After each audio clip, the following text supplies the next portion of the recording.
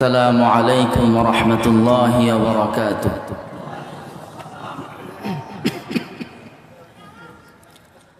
الحمد لله نحمده ونستعينه ونستغفره ونؤمن به ونتوكل عليه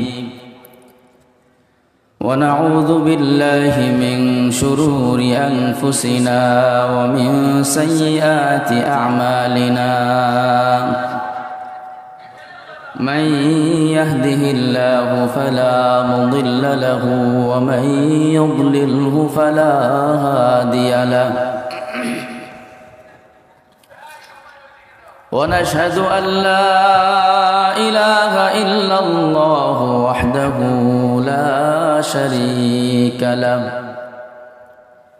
ونشهد أن سيدنا وسندنا وحبيبنا وحبيب ربنا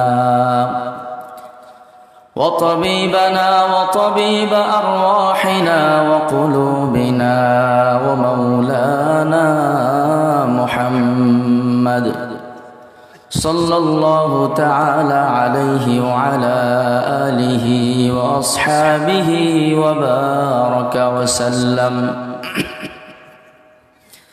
أما بعد فأعوذ بالله من الشيطان الرجيم. وهو الذي خلق السماوات والأرض في 6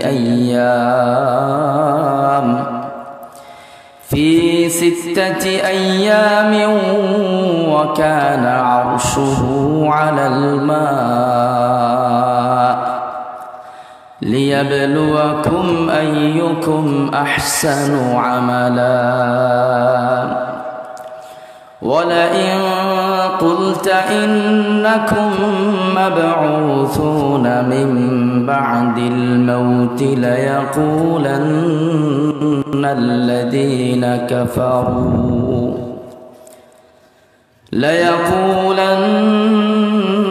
الذين كفروا إن هذا إلا سحر مبين. صدق الله العظيم. وقال رسول الله صلى الله عليه وسلم: الطهور شطر الإيمان والحمد لله تملأ الميزان وسبحان الله والحمد لله تملأان ما بين السماء والأرض إلى آخر ما قال الرسول صلى الله عليه وسلم. إن الله وملائكته يصلون على النبي يا أيها الذين آمنوا صلوا عليه وسلموا تسليما. اللهم صل على محمد وعلى آل محمد كما صليت على إبراهيم وعلى آل إبراهيم إنك حميد مجيد. اللهم بارك على محمد وعلى آل محمد كما باركت على إبراهيم وعلى آل إبراهيم إنك حميد مجيد. رب اشرح لي صدري ويسر لي أمري واحلل عقدة من لساني يفقه قولي وبك نستعين يا مستعان. الحمد لله ثم الحمد لله. 5 দিন ব্যাপী 26তম ঐতিহাসিক তাফসীরুল কোরআন মাহফিল যেটা আজকে আয়োজন করা হয়েছে দুর্বাচড়া বহুমুখী প্রাথমিক মাধ্যমিক বিদ্যালয় প্রাঙ্গণে এলাকাবাসীর উদ্যোগে, আসলে একটা কথা না বললেই নয়, আল্লাহ তাআলা মাহফিলের লক্ষ্যে বিভিন্ন জায়গায় যাওয়ার তৌফিক দেন, বিভিন্ন জায়গায় যাওয়া হয়। গতকালকে আমাদের নারায়ণগঞ্জে 2টা প্রোগ্রামে আল্লাহ তাআলা শরীক থাকার তৌফিক দিয়েছিলেন। মাগরিবের পরে এক জায়গায় কিছু কথা বলা হয়েছে, এশার পরে এক জায়গায় কিছু কথা হয়েছে। এই শীতকাল আসলেই তো আমাদের ওলামায়ে কেরামের ব্যস্ততা বেড়ে যায়, যারা মাঠে ময়দানে কিছু কথা বলে। কি বলেন? আমার ছাত্ররাও বলে যে হুজুর এখন তো আপনারে পাওয়া যাবে না, হ্যাঁ রাত্রে তো পাওয়াই যাবে না, আর দিনের বেলাও আগে যেমন আপনারে পাইছি, রুমে গিয়ে বসে থাকছি, কিতাব ধরতে পারছি, সময় নিতে পারছি, এখন আর এই শীতকাল যেই কয়েক মাস আছে আপনাকে আর পাওয়া যাবে না। যারা আমরা মাঠে ময়দানে কিছু কথাবার্তা বলি শীতকালে ব্যস্ত থাকি, প্রোগ্রাম থাকেই। কিন্তু আমাকে যেদিন আপনাদের এই মাহফিলের দাওয়াত দেওয়া হয়েছে এবং দাওয়াত দিয়ে আমাকে যখন বলা হয়েছে যে হুজুর আপনি সূরা হুদের 7 এবং 8 নম্বর আয়াত, এই 2 আয়াতের উপরে কথা বলবেন এবং বিষয়ভিত্তিক কথা, এবং এটা ধারাবাহিক একটা তাফসীরুল কোরআন মাহফিল, এবং এটা জানানো হয়েছে সূরা ফাতিহা থেকে ধারাবাহিকভাবে চলতে চলতে আমরা সূরা হুদের এই পর্যায়ে এসেছি।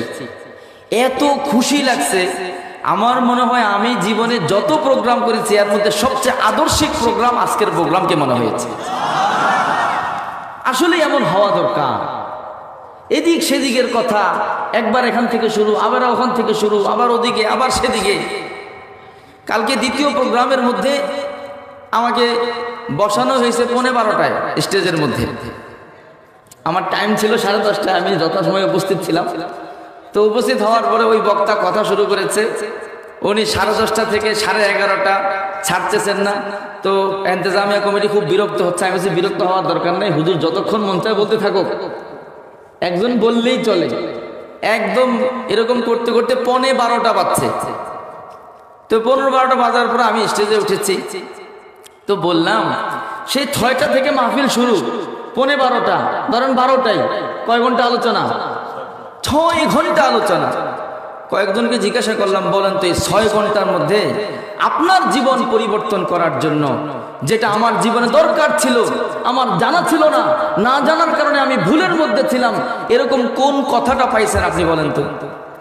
কয়েকজনকে জিজ্ঞাসা করলাম, নারায়ে তাকবীর, আল্লাহু আকবার, ঠিক এরকম হইচই তো হইতে থাকে, কিন্তু দেখা যায় 6 ঘন্টা, 8 ঘন্টা, 10 ঘন্টা আমরা বয়ান শুনতেই থাকি, কিন্তু বয়ানের জায়গায় থেকে যায়, মাহফিলের আলোচনা মাহফিলের ভিতরেই থেকে যায়, বাড়িতে কেউ কিছু নিয়ে যাইতে পারে কিনা? ঠিক পারি না, ঠিক কিনা? পারি না, দিলের গান দিয়ে শুনি না। এখানে আমি ওই সময়ও কম ছিল, আমি বলছি আমি মাত্র 10 মিনিট কথা বলবো, 10 মিনিটে একটা হাদিস বলবো, এই একটা হাদিস আজীবন মনে রাখবেন। ওখানে হাদিস বলেছে, আজকে আপনাদের এখানে সুযোগ থাকলে হাদিস শোনাবো।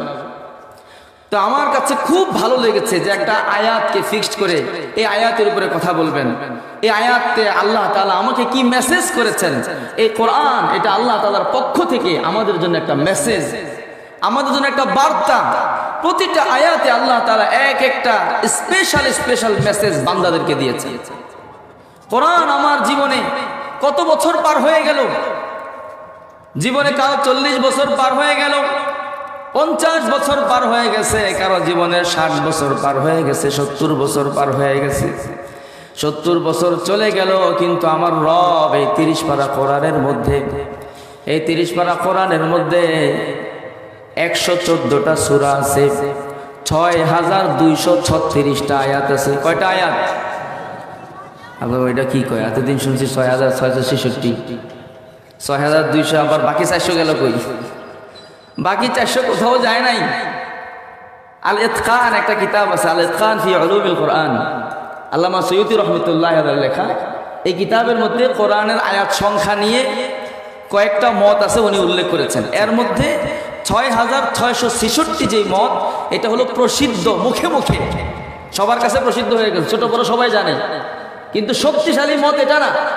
শক্তিশালী মত হলো, আপনারা যারা আরবি কিতাব পড়তে জানবেন, ওলামায়ে কেরাম আছে, ওনারা দেখে নেবেন, ওখানে লেখা আছে আকওয়াল, হ্যাঁ, আকওয়াল আকওয়ালি, সবচেয়ে শক্তিশালী কওল হলো, সবচেয়ে শক্তিশালী এবং মজবুত উক্তি, মজবুত মত হলো 6236টা।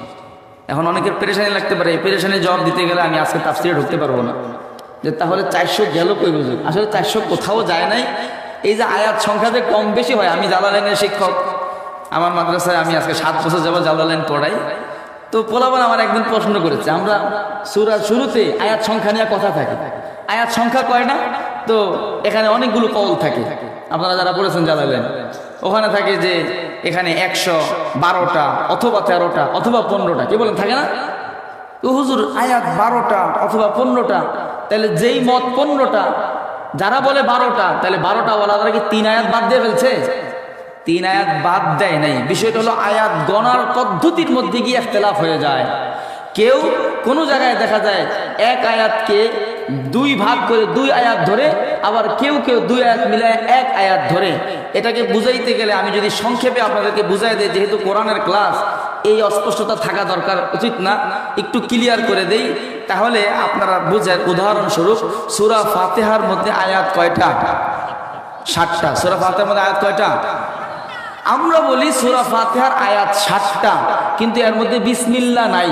সূরা ফাতিহা শুরু হইল আলহামদুলিল্লাহি রাব্বিল আলামিন, এখান থেকে নিয়ে ওয়ালাদ-দাল্লিন পর্যন্ত কয় আয়াত? কিন্তু ইমাম শাফিঈ রাহমাতুল্লাহি আলাইহির মতে সূরা ফাতিহার আয়াত 60টা, কিন্তু এর মধ্যে 1 আয়াত হলো বিসমিল্লাহির রহমানির রহিম। বিসমিল্লাহটাও সূরা ফাতিহার 1 আয়াত। আচ্ছা, যদি বিসমিল্লাহকে আমরা সূরা ফাতিহার 1 আয়াত ধরি, শুরুতে যদি বিসমিল্লাহ লেখা, তাহলে কি আর 60টা থাকে না 8টা হয়ে যায়?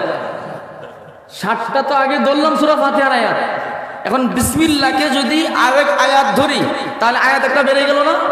কিন্তু ইমাম শাফিঈর মাযহাব হলো, ওখানেও উনিও বলছেন যে সূরা ফাতিহার আয়াত হলো কয়টা? 60টা, কিন্তু বিসমিল্লাহ সহ। আমরাও বলছি সূরা ফাতিহার আয়াত 60টা বিসমিল্লাহ ছাড়া। তাহলে হুজুর 1 আয়াত গেল কই? বিসমিল্লাহ সহ হইলে 8 হওয়ার কথা, 7 কেমনে হয়? 7 হইল এই যে সূরা ফাতিহা, আপনারা খুলে দেখবেন, বাড়িতে গিয়ে খুলে দেখবেন, এই যে এখানে সূরা ফাতিহাটা আপনাদেরকে সামনে নিয়ে দেখাই। ইহদিনাস সিরাতাল মুস্তাকিম, এটা হলো 6 নম্বর আয়াত। এটা হলো কয় নম্বর আয়াত? সিরাতাল্লাযীনা আন'আমতা আলাইহিম, এখান থেকে 7 নম্বর আয়াত শুরু। সিরাতাল্লাযীনা আন'আমতা আলাইহিম গায়রিল মাগদুবি আলাইহিম ওয়ালাদ-দাল্লিন। আমাদের হানাফি মাযহাবে এই পুরাটা হলো 1 আয়াত। 7 নম্বর আয়াত হলো সিরাতাল্লাযীনা আন'আমতা আলাইহিম থেকে নিয়ে দাল্লিন পর্যন্ত পুরোটা কয় আয়াত? কিন্তু শাফিঈ মাযহাবে আমরা এখানে 2 আয়াত ধরছি। কয় আয়াত ধরছি? 2 আয়াত ধরছি। আর ওনাদের মাযহাবে এখান থেকে নিয়ে দাল্লিন পর্যন্ত পুরোটা 1 আয়াত। পুরোটা কয় আয়াত?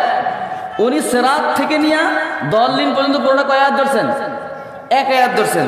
তো 1 আয়াত ধরার কারণে ওনার এখানে বিসমিল্লাহ সহ 7 আয়াত, আর আমরা পুরোটারে কয় ভাগ করছি? 2 ভাগ করেছি। যার কারণে দেখবেন আলাইহিমের পরে থামার জায়গা আছে। কিসের জায়গা আছে? থামার জায়গা আছে। তো কোরআনুল কারীমের আয়াতের উপরে যে ইখতিলাফ হয়, এর কারণ এটা নয় যে কেউ আয়াত বাদ দিছে, কেউ আয়াত বাড়াইছে, বরং কোন জায়গায় আয়াত গণ্য করবে, কোন জায়গায় করবে না, এটা নিয়ে কি হয়ে যায়? ইখতিলাফ। তো বলতেছিলাম, কোরআনুল কারীমের মধ্যে আল্লাহ রাব্বুল আলামিন আয়াত নাজিল করলেন 6236টা আয়াত। এই 6236 আয়াতের প্রত্যেকটা আয়াতের মধ্যে আল্লাহ আমাদেরকে এক একটা স্পেশাল মেসেজ দিলেন। আমার জীবন পার হয়ে গেল, 70 বছর কারো জীবনের চলে গেছে, 80 বছর 85 বছর চলে গেছে, পুরা কোরআন শরীফের মেসেজ তো দূরের কথা, সূরা ফাতিহা যেটা সেই শৈশবকাল থেকে, শিশুকাল থেকে সূরা ফাতিহা শুনে আসতেছি, শিশুকাল থেকে সূরা ফাতিহা পড়তেছি, সব নামাজে পড়তেছি, ইমাম সাহেবের পিছনে নামাজের মধ্যে সূরা ফাতিহা শুনতেছি, কিন্তু সূরা ফাতিহার 7 আয়াতের মধ্যে আমার আল্লাহ আমাকে কি মেসেজ দিলেন আমাদের অনেকের জানা নাই, ঠিক কিনা? জানা নাই।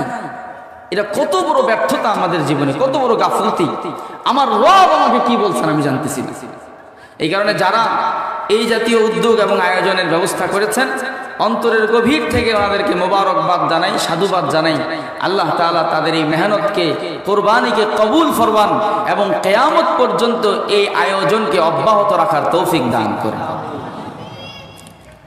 আমি আপনাদের সামনে সূরা হুদের 7 নম্বর আয়াত তেলাওয়াত করেছি।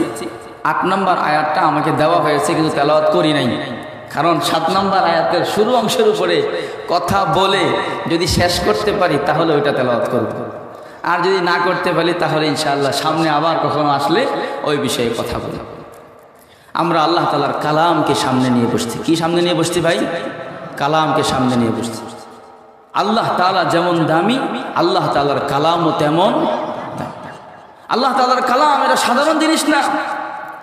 সারা পৃথিবীতে আল্লাহ ছাড়া যা কিছু আছে, আল্লাহ ছাড়া যা কিছু আছে, আল্লাহ রাব্বুল আলামিন ব্যতীত সারা পৃথিবীতে যা কিছু আছে, আসমানের নিচে, আসমানের উপরে, যা আমরা দেখি, যা আমরা দেখি না, আল্লাহ ছাড়া সব হলো মাখলুক। সব কি ভাই? মাখলুক।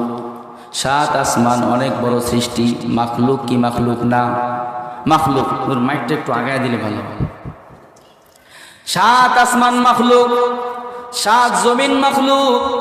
আল্লাহ রাব্বুল আলামিন সব ফেরেশতাদেরকে তৈরি করেছেন। ফেরেশতারা কি? মাখলুক।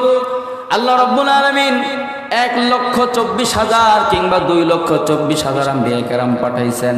সবাই কি মাখলুক কি মাখলুক না? আমার আর আপনার নবী মুহাম্মদুর রাসূলুল্লাহ সাল্লাল্লাহু আলাইহি ওয়াসাল্লাম সারা পৃথিবীর সবচেয়ে শ্রেষ্ঠ মানুষ। আল্লাহ রাব্বুল আলামিন যাকে নিজের পেয়ারা হাবিব বলে ঘোষণা দিয়েছেন, উনি কি মাখলুক কি মাখলুক না বলেন? আল্লাহ রাব্বুল আলামিন আমাদের জন্য 8টা জান্নাত তৈরি করে রেখেছেন। জান্নাতুল মাওয়া, জান্নাত দারুস সালাম, দারুল করার, দারুন নাঈম, জান্নাতুল ফিরদাউস, জান্নাতু আদন। এই যে 8টা জান্নাত তৈরি করে রেখেছেন, মাখলুক কি মাখলুক না?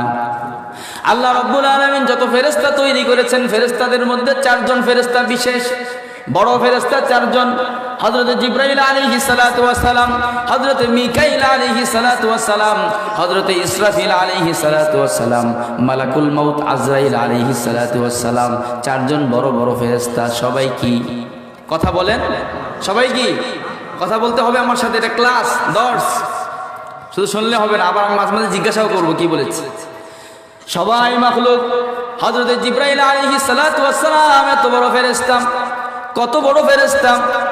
আল্লাহ তাআলা যত নবী দুনিয়াতে পাঠিয়েছেন, সব নবীর কাছে যতগুলো ওহী এসেছে, যত বার্তা এসেছে, যত আসমানি কিতাব এসেছে, সব বহন করে নিয়ে এসেছেন জিবরাইল আলাইহিস সালাতু ওয়াস সালাম।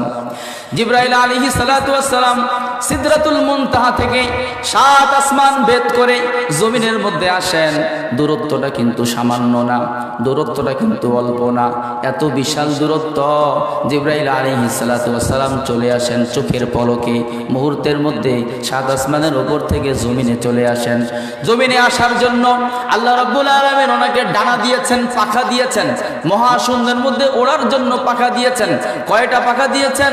600 ডানা দিয়েছেন। কয়শো? 600 ডানা দিয়েছেন। ওনার এক একটা ডানা কত বড়! আল্লাহ রাসূল সাল্লাল্লাহু আলাইহি ওয়াসাল্লাম একবার জিবরাইলকে বললেন, ও ভাই জিবরাইল, তুমি আমার কাছে কতবার আসো, সাক্ষাৎ করো, কিন্তু তোমাকে আপন চেহারায় দেখি নাই। তোমার বাস্তব চিত্রটা কেমন, আপন চেহারাটা কেমন আমি দেখি নাই। একটু তোমাকে সশরীরে দেখতে মনে চাই, তোমার আসল অবয়বটা আমার সামনে তুলে ধরো। জিবরাইল বললেন, ইয়া রাসূলুল্লাহ, যদি আমাকে দেখতে চান তাহলে আপনি বেহুশ হয়েও পড়ে যেতে পারেন, আমাকে কি সত্যি দেখবেন কিনা? আল্লাহ রাসূল বলেন, হ্যাঁ ভাই, আমি তোমাকে একটু দেখতে চাই, একটু দেখাও। আল্লাহ রাব্বুল আলামিন থেকে জিবরাইল পারমিশন নিলেন, অনুমতি নিলেন।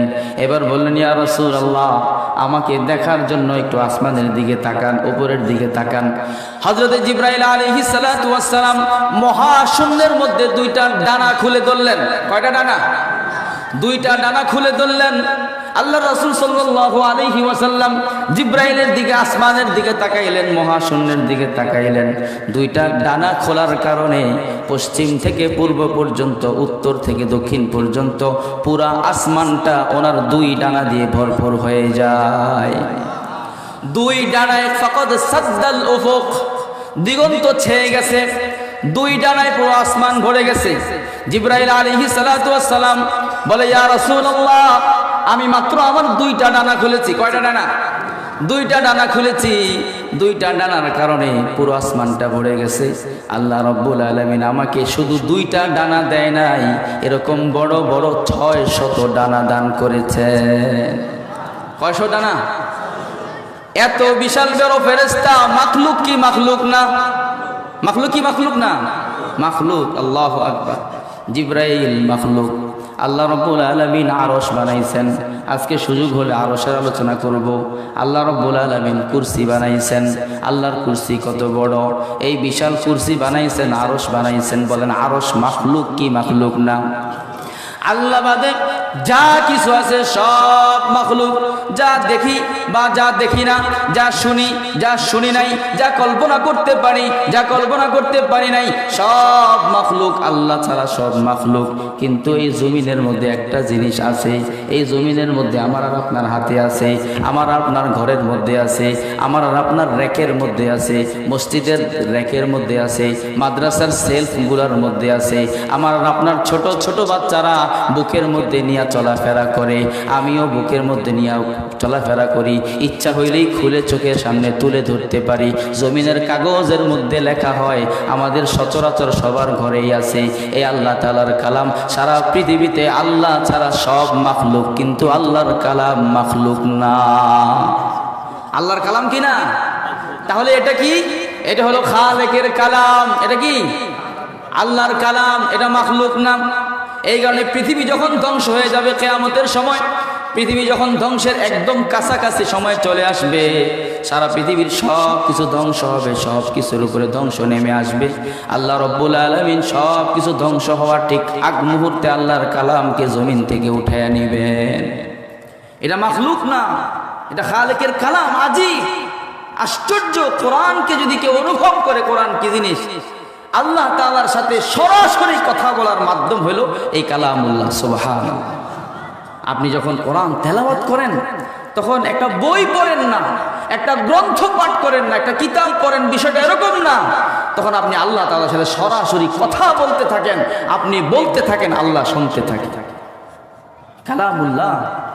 আল্লাহ। এই কালাম যার জীবনে এসে যায়, তার জীবন দুনিয়া আখিরাতে কামিয়াব হয়ে যায়। যেই সমাজে এই কোরআন এসে যায়, সেই সমাজ পৃথিবীতে শ্রেষ্ঠ সমাজ হয়ে যায়। এই কোরআন যেই রাষ্ট্রের মধ্যে এসে যায়, সেই রাষ্ট্রটা পৃথিবীতে সর্বশ্রেষ্ঠ রাষ্ট্র হয়ে যায়। যেই জাতির মধ্যে কোরআন প্রতিষ্ঠিত হয়ে যায়, সেই জাতি পৃথিবীর শ্রেষ্ঠ জাতিতে পরিণত হয়। আমার একটা টাইম বাইন্দা দিচ্ছে, আমার কথা বলতে ভয় লাগতেছে। এদিক সেদিকের আলাপ করলে ওই টাইম তো চলে যাবে। এই কারণে আপনারা শেষ পর্যন্ত থাকবেন ভাই, শেষ পর্যন্ত থাকবেন তো ইনশাআল্লাহ। আমার খুব ভালো লাগতেছে। আমি অনেক প্রোগ্রামে যাই, কিন্তু এত মন খুলে কথা বলার এরকম আগ্রহ তৈরি হয় না। কিন্তু আজকে কোরআনকে সামনে নিয়ে একটা কোরআনের তাফসীরের উপরে কথা বলবো, আমার ইমেজ ভালো আসতেছে। এই কারণে আপনারা যদি একটু সময় বেশি লাগে, মন খারাপ করবেন না ইনশাআল্লাহ। কি বলেন? সিদ্দিক আকবর আবু বকর সিদ্দিক রাদিয়াল্লাহু তাআলা আনহু খলিফাতুল মুসলিমিন হলেন। আল্লাহ রাসূল সাল্লাল্লাহু আলাইহি ওয়াসাল্লামের তিরোধানের পরে, দুনিয়া থেকে বিদায় হয়ে যাওয়ার পরে আবু বকর সিদ্দিক খলিফা হলেন। খলিফা হওয়ার পরে একজন রাষ্ট্রনায়কের প্রধান টার্গেট থাকে, তার দেশের মানুষগুলো যেন নিরাপদে বসবাস করতে পারে, শান্তিতে জীবনযাপন করতে পারে। দেশের জনগণের নিরাপত্তা নিশ্চিত করা রাষ্ট্রপ্রধানের 1 নাম্বার কাজ। রাষ্ট্রের মধ্যে তুমি সব কিছু করলা, কিন্তু দেশের মানুষ নিরাপদে ঘুমাইতে পারে না, তাহলে তুমি ব্যর্থ শাসক। তাহলে তুমি ব্যর্থ শাসক। তোমার যত কিছুই হোক, দেশের মানুষের জন্য তুমি রোডঘাট তৈরি করেছ, তুমি এলিভেটেড এক্সপ্রেস বানাইছ, পদ্মা সেতু বানাইছ, মেট্রো রেল তৈরি করেছ, অনেক কিছু তুমি বানাইয়া দিছ, কিন্তু দেশের মানুষ নিরাপদ ছিল না। ব্যবসা কইরা নিরাপদ ছিল না, দেশের বাহিরে যাওয়ার জন্য নিরাপদ ছিল না, বাণিজ্য করে নিরাপদ ছিল না, চাকরি করে বাসায় আসার সময় রাস্তায় নিরাপদ ছিল না, এরকম ফসলি জমির মধ্যে ফসল লাগাইয়া নিরাপদ ছিল না। ফসল সারা বছর লাগাইছে, যখন ফসল কাটার সময় হয়েছে, তোমার লাঠিয়াল বাহিনী লগি বৈঠা নিয়া ওই ফসলগুলো নিজের ঘরে উঠায় নিছে। এরকম নজির আছে না নাই? দেশের মানুষ নিরাপদে ছিল না। তুমি দেশের মানুষকে অনেক ফ্যাসিলিটি দিছো, অনেক সুবিধা দিছো। আমরা ঢাকায় চলাফেরা করি, যখন মেট্রো রেলে মানুষ ঘোরে তখন কিছু ওই দলের লোকেরা কয়, মিয়া তোমরা তাকে বদনাম কও, তারা যদি না হইতো মেট্রো রেল কোত্থেকে পাইতা? পদ্মা সেতু দিয়ে পার হওয়ার সময় লোকেরা বলা বলি করে, হ্যাঁ যদি না হইতো এই পদ্মা পার হইতা কেমনে? এগুলা বলে। ও ভাই, পদ্মা করেছো ঠিক, মেট্রো রেল করেছো ঠিক, অনেক কিছু করেছো ঠিক, কিন্তু তোমরা যতদিন ছিলা বাংলাদেশের 18 কোটি জনগণ শান্তিতে ঘুমাইতে পারে নাই, ঠিক কিনা? একটা দেশের রাষ্ট্রপ্রধান অনেক কাজ করতে পারে, কিন্তু তার জনগণকে যদি নিরাপত্তা না দিতে পারে, শান্তিতে ঘুমের ব্যবস্থা যদি না করতে পারে, তাহলে পৃথিবীতে তার মতো বেশ ব্যর্থ রাষ্ট্রনায়ক আর একজন হতে পারে না। খলিফাতুল মুসলিমিন আবু বকর সিদ্দিক রাদিয়াল্লাহু তাআলা আনহু খেলাফতের মসনদে বসলেন। প্রথমেই চিন্তা করলেন দেশের মধ্যে নিরাপত্তা নিশ্চিত করতে হবে। নিরাপত্তা নিশ্চিত করার জন্য ক্ষমতায় বসাইতে হবে কাকে? একজন আইনমন্ত্রী বানাইতে হবে, চিফ জাস্টিস বানাইতে হবে। কারে বানাইবে? Chief justice কালামানিকরে। একজন চিফ জাস্টিস বানাইতে হবে। কি বলেন? কালামানিক নিজেই স্বীকার করছে যে আমার দিয়া কত আকাম কুকাম করাইছে। আল্লাহ তাআলা আকাম কুকামের ফসল দেখাইছেন কি দেখান নাই? পৃথিবীতে যে যা করো সব কিছু আবার ঘুরে ঘুরে আসবে। তোমার জুলুমের ফল আখিরাতে শুধু না, দুনিয়াতেই তুমি পাইবা। দুনিয়াতেই আল্লাহ দেখাবেন। খলিফাতুল মুসলিমিন সিদ্ধান্ত নিলেন একজন চিফ জাস্টিস, প্রধান বিচারপতি নিয়োগ দিতে হবে। উনি চিন্তা করে দেখলেন প্রধান বিচারপতি হওয়ার মতো যোগ্য মানুষ কে আছে? সাহাবায়ে কেরামের মধ্যে সবাই যোগ্য, কিন্তু বেশি যোগ্য কে? চিন্তা করলেন, দেখলেন ওমরের মতো এরকম যোগ্য মানুষ আরেকজন নাই। এই কারণে খলিফাতুল মুসলিমিন খেলাফতের মসনদে বসার পর একজন প্রধান বিচারপতি নিয়োগ দিলেন মুসলিম সাম্রাজ্যের জন্য। সেই প্রধান বিচারপতি হলেন খলিফাতুল মুসলিমিন দ্বিতীয় খলিফা হযরতে ওমর ফারুক রাদিয়াল্লাহু তাআলা আনহু। বলেন সুবহানাল্লাহ। ওমর ফারুক এমন একজন মানুষ ছিলেন, আল্লাহু আকবার। আল্লাহ রাসূল বলছেন, লাউ কানা বাদি নাবিয়ান লাকানা ওমর। আমার পরে যদি আল্লাহ নবুয়তের দরজা খোলা রাখতেন, তাহলে সেই লোকটা, যে লোকটা নবী হয়ে আসতো, সেই লোকটা হলো ওমর। ওমর নবী হইতো। ওমর এমন এক ব্যক্তি ছিলেন, আল্লাহ রাসূল বলেছেন, ওমর আমি দেখি আর হাসি, তুমি যে রাস্তা দিয়ে যাও দেখি ওই রাস্তা পুরা সাফ। কই কিসের থেকে সাফ? কই দেখলাম শয়তান সবাই পলাইতেছে ওই রাস্তা থেকে। যেই রাস্তায় ঢোকো ওই রাস্তার আশেপাশেও শয়তান আসে। ওমরকে শয়তান এরকম ভয় পায়। আবু বকর রাদিয়াল্লাহু তাআলা আনহু ওমরকে চিফ জাস্টিস বানাইলেন, প্রধান বিচারপতি বানাইলেন। ওমর রাদিয়াল্লাহু তাআলা আনহু প্রধান বিচারপতি হলেন। এবার বিচারের কার্যালয়ে বসেন, আদালতের মেইন অফিসে বসেন, বিচার আসার অপেক্ষায় থাকেন। মানুষ বিচার নিয়ে আসবে, মামলা নিয়ে আসবে, কিন্তু এরকম প্রতিদিন অপেক্ষা করেন। একদিন অপেক্ষা করেন, এক সপ্তাহ অপেক্ষা করলেন, মাস অপেক্ষা করলেন। এরকম অপেক্ষা করতে করতে পুরা একটা বছর অপেক্ষা করলেন। একটা বছর উনি প্রধান বিচারপতির কার্যালয়ে বসেন। কার্যালয় সেই হাইকোর্টে বসা লাগে না। মদিনার মধ্যে সব কিছুর কার্যালয় ছিল মসজিদে নববী। সব কিছুর কার্যালয় কি? খলিফার কার্যালয় হলো মসজিদে নববী, প্রধান বিচারপতির কার্যালয় মসজিদে নববী, অর্থমন্ত্রীর কার্যালয় মসজিদে নববী, হ্যাঁ সমাজসেবা মন্ত্রীর কার্যালয় মসজিদে নববী, বাণিজ্য মন্ত্রীর কার্যালয় মসজিদে নববী, যুদ্ধ মন্ত্রীর কার্যালয় মসজিদে নববী। মসজিদে নববী এমন একটা জায়গা, এখান থেকে বসে বসে আল্লাহর রাসূল এবং তার সাহাবারা একটা রাষ্ট্রের যতগুলো মিনিস্ট্রি থাকে, যতগুলো মন্ত্রণালয় থাকে, সবগুলো মন্ত্রণালয় মসজিদ থেকে পরিচালনা করেছেন। যতদিন পর্যন্ত মুসলমানরা এই মসজিদ থেকে মন্ত্রণালয়গুলো চালাইছে, ততদিন পর্যন্ত পৃথিবীতে মুসলমানরাই ছিল শ্রেষ্ঠ জাতি। আজকে যখন মসজিদ থেকে মন্ত্রণালয় আলাদা হয়ে গেছে, এখন এমন লোক মন্ত্রী হয় যেই লোকের আজীবনে মসজিদের সাথে কোনো সম্পর্ক নাই, ঠিক কিনা? এমন লোক মন্ত্রী হয় যেই লোক জানে না পশ্চিম দিক কোন দিক, যেই লোক জানে না জানাজা নামাজ কারে কয়, ঈদুল আজহার নামাজ কারে কয়। নামাজ পড়তে দাঁড়াইছে, ঈদুল আজহার নামাজের নিয়ত করতেছে, বলতেছে আমি 2 রাকাত ঈদুল আজহার জানাজার নামাজের নিয়ত করলাম। মানে ঈদুল আজহারে মাইরা কবরে পাঠায় দিবে, জানাজা করতেছে। এরকম মন্ত্রী আমাদের দেশে আছে না নাই? কয় ঈদুল আজহার 2 রাকাত জানাজার নামাজের নিয়ত করলাম। এটা হইল? মসজিদ থেকে সব আলাদা হয়ে গেছে। মুসলমান বলে মসজিদের নামাজও হবে, মসজিদ দ্বারা রাষ্ট্র পরিচালিত হবে, রাষ্ট্রের সব সেক্টরের লোকেরা মসজিদে ধর্ণা দেবে। মসজিদ থেকেই যখন রাষ্ট্র পরিচালিত হবে, সেই রাষ্ট্রটা একটা পৃথিবীতে আদর্শিক রাষ্ট্রে পরিণত হবে। ওমর রাদিয়াল্লাহু তাআলা আনহু তার বিচারের কার্যালয়ে বসেন 1 বছর, ওনার কাছে বিচার নিয়ে কেউ আসে না। তো ওমর রাদিয়াল্লাহু তাআলা আনহু 1 বছর চলে যাওয়ার পরে খলিফাতুল মুসলিমিনের কাছে গেলেন, আবু বকরের কাছে গেলেন, গিয়া বললেন, ইয়া খলিফাতুল মুসলিমিন ইন্নী উরিদুল ইফাআ মিন শুবাতিল ফাযায়ে। ও খলিফাতুল মুসলিমিন, আমি আপনার কাছে ইস্তফা দেওয়ার জন্য আসছি। আমি আর প্রধান বিচারপতির দায়িত্বে থাকবো না, এই পদ আমি আর নিয়ে রাখবো না, এই পদ থেকে আমি ইস্তফা দিতে চাই। হযরত আবু বকর রাদিয়াল্লাহু তাআলা আনহু বললেন, ও ওমর, কেন তুমি এই পদ ছেড়ে দিতে চাও? আমিন মাশাক্কাতিল কাদাই তাতলুবুল ইফা ইয়া ওমর। ও ওমর, তুমি কি বিচার করতে করতে ক্লান্ত হয়ে গেছো? তুমি কি সিদ্ধান্ত এবং সমাধান দিতে দিতে ক্লান্ত হয়ে গেছো? সেই ক্লান্তির কারণে কি তুমি ইস্তফা দিতে চাইতেছ, এই পদ ছাড়তে চাইতেছ, আর সামলাইতে পারতেছ না, এই জন্য কি তুমি ছাড়তে চাইতেছ কি না? কয়, না খলিফাতুল মুসলিমিন, কিসের ক্লান্তি ম্লান্তি? যেই পদে কাম নাই সেই পদে থাইকা কি দরকার? খামাখা একটা পদ বুকিং দিয়ে রাখছি, এই পদে কোনো কাজই নাই। কয়, কাজ নাই মানে? কয়, খলিফাতুল মুসলিমিন, 1টা বছর হয়ে গেল প্রধান বিচারপতির দায়িত্ব আমি গ্রহণ করলাম, এই 1টা বছর পর্যন্ত একটা মানুষও আমার কাছে কোনো মামলা নিয়ে আসলো না। বাংলাদেশের প্রেক্ষাপট চিন্তা করেন। বাংলাদেশের মধ্যে 64 জেলার মধ্যে 64টা কোর্ট আছে, কি বলেন, কোর্ট প্রাঙ্গণ আছে। কি পরিমাণ মামলা জট!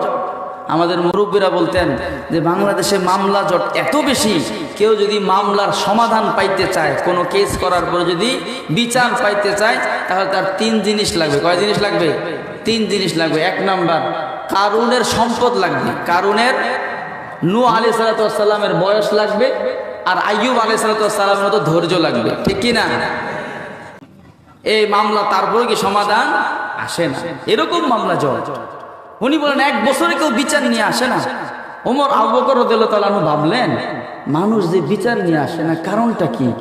কারণটা মনে হয় এটা, মানুষ ওমরের ভয় পায়। মারামারি টারামারি হইলে ভয়ে ওমরের কাছে আসে না, নিজেরা নিজেরা সমাধান করে ফেলে।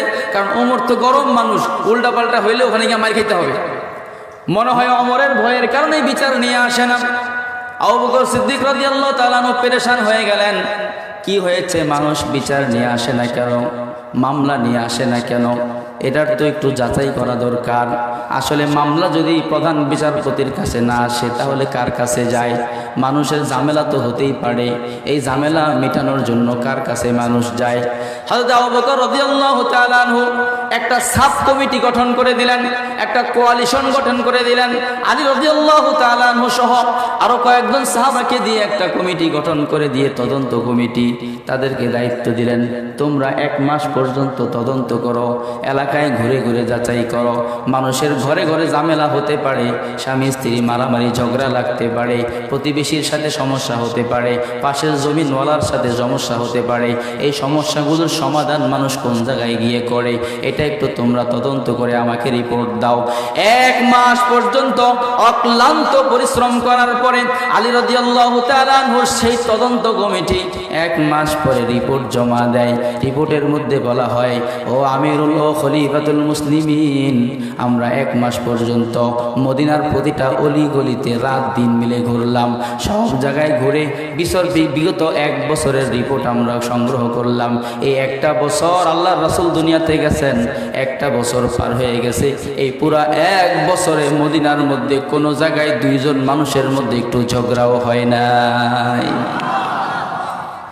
আসলে অন্য জায়গায় বিচারের জন্য যায় না, অন্য কারো কাছে মামলা নিয়ে যায় না, মামলা করার প্রয়োজনই হয় না। সুবহানাল্লাহ, মামলা করার দরকারই হয় না। বলছে বলো কি, মানুষের মাঝে 2 জনের মাঝে কথা কাটাকাটিও হয় না, ঝগড়া জাতীয় হয় না, বলছে না খলিফাতুল মুসলিমিন, কোনো ঝগড়া হয় না, কোনো মারামারি হয় না, কাটাকাটি হয় না, খুনাখুনি হয় না। কয় কিভাবে এটা সম্ভব? বলে হ্যাঁ এটা সম্ভব।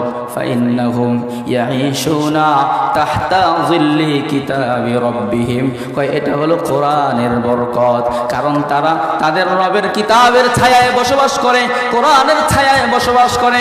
যেই সমাজের মানুষগুলো, যেই রাষ্ট্রের মানুষগুলো, যেই অঞ্চলের মানুষগুলো এই কিতাবুল্লাহর ছায়ায় বসবাস করবে, যেই পরিবার এই কিতাবুল্লাহর ছায়ায় প্রতিপালিত হবে, যেই সমাজটা এই আল্লাহর কিতাবের ছায়ায় পরিচালিত হবে, 1 বছর না, 2 বছর না, 100 বছর না, 1000 বছর না, 1 কোটি বছর পার হয়ে যাবে, ওই সমাজ, ওই পরিবার, ওই রাষ্ট্রের মানুষের মধ্যে কোনোদিন কোনো ঝামেলা হবে না। আল্লাহু আকবার। এটা হলো কোরআনের বরকত। এটা কি বরকত ভাই? আজকে ঝামেলার শেষ আছে বলেন? কোনো শেষ নাই। হায়রে ঝামেলা! এত আদরের বউ বিয়ে করে আনলাম, জীবনটা যার জন্য তেজপাতা বানায় ফেলতেছে। যে বউটারে আল্লাহ বানাইছেন সুখের জন্য, শান্তির জন্য। আল্লাহ বলছেন, বানায়া বলছেন দুনিয়াতে একটা জিনিস বানাইছি তোর মজা দেওয়ার জন্য, লিতাসকুনু ইলাইহা। আল্লাহ বলছেন নারীকে তৈরি করার ব্যাপারে আল্লাহ উদ্দেশ্য বলে দিয়েছেন, নারীকে বানাইলাম এই জন্য যে তুমি পুরুষ শত কঠিন অবস্থার মধ্য দিয়ে যখন তোমার স্ত্রীর কাছে যাবে, সঙ্গে সঙ্গে তোমার দিলটা ঠান্ডা হয়ে যাবে। বলেন কি অবস্থা? বলেন ঠান্ডা হয় না গরম হয়? আরে যারা বিবাহিত পুরুষ এরা বুঝতেছেন কি অবস্থা কন? বরং বাহিরে মেজাজ ঠান্ডা থাকে, ভিতরে গেলেই গরম হয়ে যায়, ঠিক কিনা? কোরআন নাই, কি নাই? কোরআন। আল্লাহু আকবার। এই কারণে কোরআনমুখী জীবন এটাই হলো সুখময় জীবন, কোরআনমুখী জীবন, শান্তিপূর্ণ জীবন। আল্লাহ তাআলা আমাদেরকে কোরআনমুখী জীবন গড়ার তৌফিক